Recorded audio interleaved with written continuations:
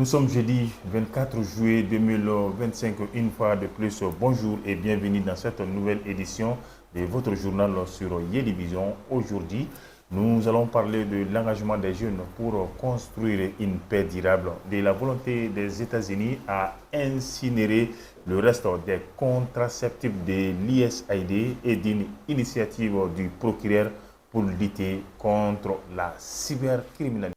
Alors, comme nous l'avons dit au sommaire, pour renforcer la participation des jeunes et de toutes les couches de la société dans un processus de paix, l'ONG Think Peace et ses partenaires, en particulier Search for Common Ground, ont organisé des jours de formation à la Bibliothèque nationale de Bamako.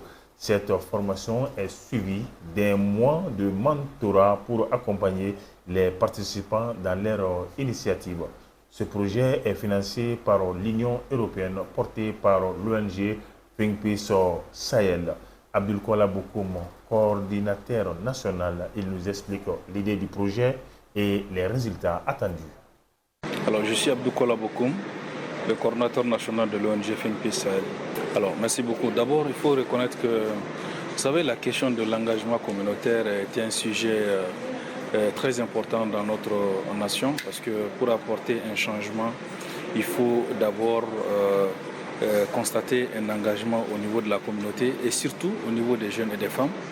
Donc ce déficit d'engagement constaté par Think Peace à travers ses partenaires dans le cadre de ce projet Marani Kunafoni, il était important à ce qu'on puisse éventuellement mettre en avant cette activité d'engagement communautaire et de mentorat, parce que nous avons dit qu'il est important de mettre les jeunes et les femmes autour de ce sujet en les apportant en renforçant leurs capacités sur ce qu'on appelle l'engagement communautaire, afin qu'ils soient non seulement des leviers, mais également aussi des relais communautaires pour pouvoir éventuellement engager ce processus qui consiste éventuellement à pouvoir engager aussi d'autres membres de la communauté à travers eux. Donc du coup, ces 12 jours d'atelier vont leur permettre d'avoir leur capacité à renforcer dans ce domaine, mais également aussi, il y aura un mois d'assistance sur ce plaidoyer et cette assistance également qui va être faite par des consultants que nous avons engagés pour la circonstance. Mais ce que nous voulons derrière, c'est que nous ayons des jeunes capables de pouvoir faire face aux questions prioritaires de leur communauté, mais également aussi d'apporter des solutions en proposant à leur communauté afin qu'ils puissent avoir ce changement que nous voulons puisse être vu à travers eux. Donc pendant ces 2 jours, ils seront non seulement renforcés, mais également aussi accompagnés pendant 1 mois pour qu'ils puissent donner des résultats en termes de changement que nous souhaitons sur les questions de la paix, sur les questions de la sécurité, mais également sur les questions de la lutte contre les mauvaises informations qui circulent au niveau de leur communauté. Il est important de rappeler que les personnes vivant avec handicap sont des personnes qui ont une grande capacité aussi d'engagement, d'analyse, mais aussi de proposition en termes de solutions. Donc les personnes vivant avec handicap sont en tout cas dans notre approche, nous impliquons les personnes vivant avec handicap afin de les inciter davantage à être non seulement considérées au niveau de la société, mais également aussi à être engagées pour qu'ils puissent apporter le changement que nous souhaitons. Alors, les profils, d'accord, oui, parce que vous savez, ces profils que vous avez dans cette salle sont dans chacun de leurs domaines d'intervention, voire de leur provenance, aussi sont des leaders dans leurs organisations, mais également aussi au niveau communautaire. Donc il était important, en ayant ces profils-là dans cette activité, c'est pour galvaniser davantage les autres membres de la communauté, à les suivre dans le cadre de pouvoir leur transmettre les techniques qu'ils vont recevoir pendant ces 2 jours, voire les 1 mois qui doit suivre. Donc c'est pour déjà au niveau communautaire, cet ancrage communautaire, de faire en sorte que ces profils puissent être des relais, comme je l'ai dit tantôt, des relais qui peuvent avoir avec eux le reste de la communauté pour que l'engagement communautaire en termes de changement, en termes de paix, en termes de sécurité, en termes de lutte contre la désinformation puisse être une réalité quand une fois ils vont retourner au niveau de leurs bases respectives.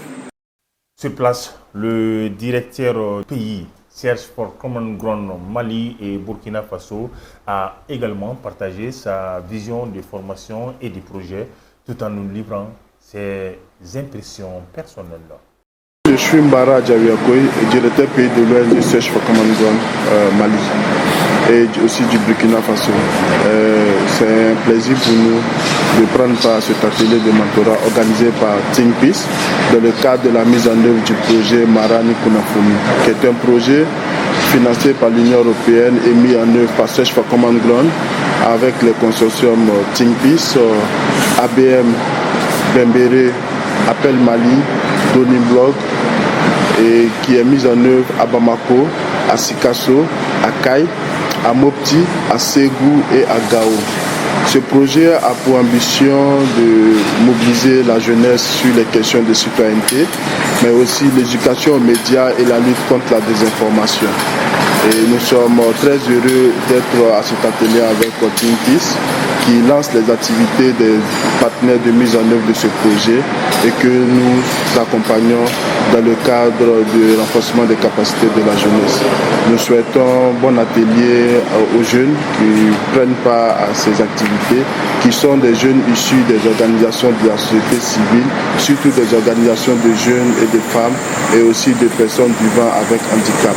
Et pour nous aujourd'hui, le fait que ces jeunes puissent être formés sur les questions de plaidoyer et qu'ils soient en charge de pouvoir eux-mêmes être au devant des questions qui les touchent directement en lien avec leur vie au quotidien.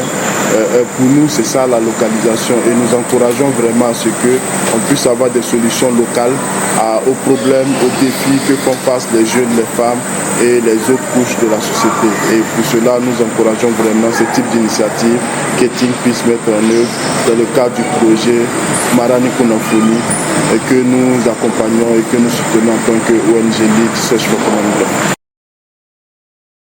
Parmi eux, Aminata Sissoko, une jeune participante, a salué le projet.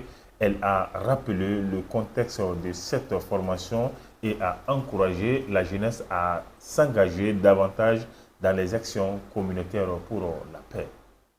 Je suis Sissoko Aminata, participante à l'atelier de mentorat sur le plaidoyer et l'engagement communautaire pour la paix. Je suis également alumni du programme Yali Dakar, notamment du réseau Yali Dakar Mali Association d'Alumni. Alors déjà que nous sommes dans un contexte socio-politique assez fragilisé au Mali et les jeunes sont mis à part, marginalisés, surtout les jeunes femmes.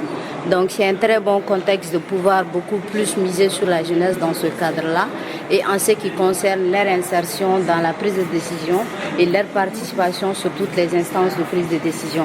Donc ça sera un atout majeur pour nos jeunes de pouvoir beaucoup plus ancrer nos actions autour également de l'ancrage communautaire et de pouvoir beaucoup plus aussi améliorer nos actions au sein de nos différentes communautés respectives. Ça peut changer beaucoup de choses sur le comportement et déjà aussi, comme je l'ai si bien dit, ça nous permettra de beaucoup plus structurer nos actions de façon concrète et de façon pérenne au sein de nos communautés. Les États-Unis ont décidé d'incinérer pour 10 millions de dollars de contraceptifs de l'ISAID stockés en Belgique depuis des mois plutôt que de les distribuer aux pays pauvres.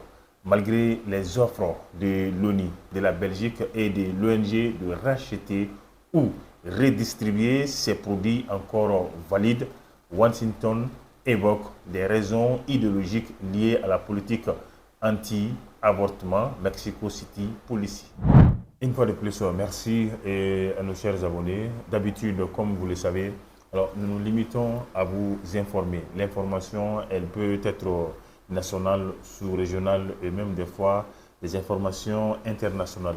Mais aujourd'hui, en toute humilité, nous avons décidé alors d'analyser la situation aujourd'hui qui taraude l'esprit de pas mal de Maliens. Donc il s'agit bien évidemment de l'affaire des 3 artistes maliennes Et je voudrais vraiment parler de Babani Kone, Bigini Mbagaga et Mariamba. Alors, comme vous le savez, elles ne sont pas du tout à leur première fois. Dans un premier temps, elles ont été convoquées et conseillées par le procureur, malgré les dérives continues sur les réseaux sociaux sous les yeux de la jeunesse malienne. Nous, on se pose la question, alors à qui voilà profite ce baise? Et aussi, on a encore le droit de se poser la question, qui seront les repères pour les générations d'artistes? Aujourd'hui, il ne faut pas oublier que ces trois artistes cartonnent sur le plan national ainsi que sur le plan international. Donc, mais quelle qu'en soit la situation et quel que soit le drame, alors nous demandons voilà la clémence du procureur ou encore la clémence de la justice. Car punir sans éditer ne suffit pas, mais que cette affaire serve de leçon claire pour elle et non seulement pour tous les utilisateurs des réseaux sociaux. Que sommes-nous? Donc, et nous avons aussi le droit de se dire, le respect ne s'arrête pas hors ligne. Le respect ne s'arrête pas hors ligne. Je répète, la parole est une responsabilité, surtout quand on est une figure publique. Aujourd'hui, personne ne peut contester ces trois icônes.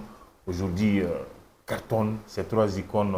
Alors, mènent en réalité la danse sur le plan artistique.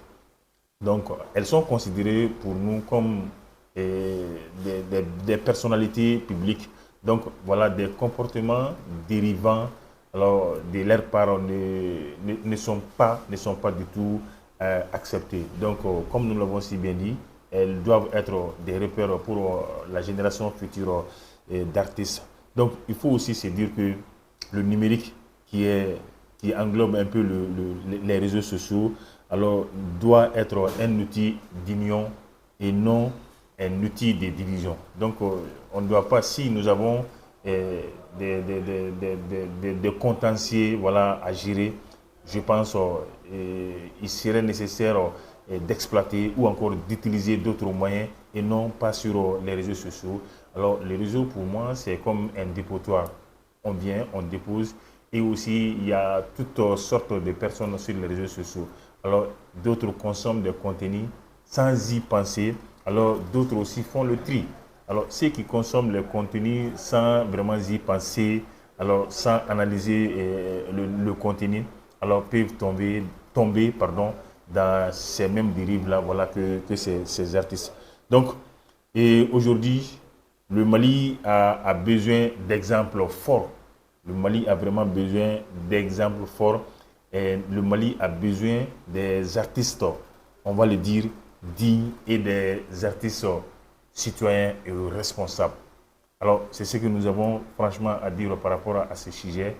Pour finir encore, nous demandons vraiment la clémence de la justice, la clémence du procureur, mais c'est aussi un bel exemple pour elle et pour nous qui sommes aussi les utilisateurs des réseaux sociaux.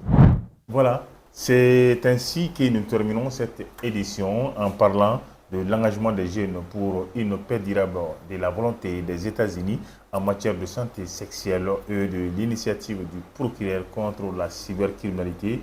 Télévision reste fidèle à sa mission, vous informer avec honnêteté et respect des règles du journalisme.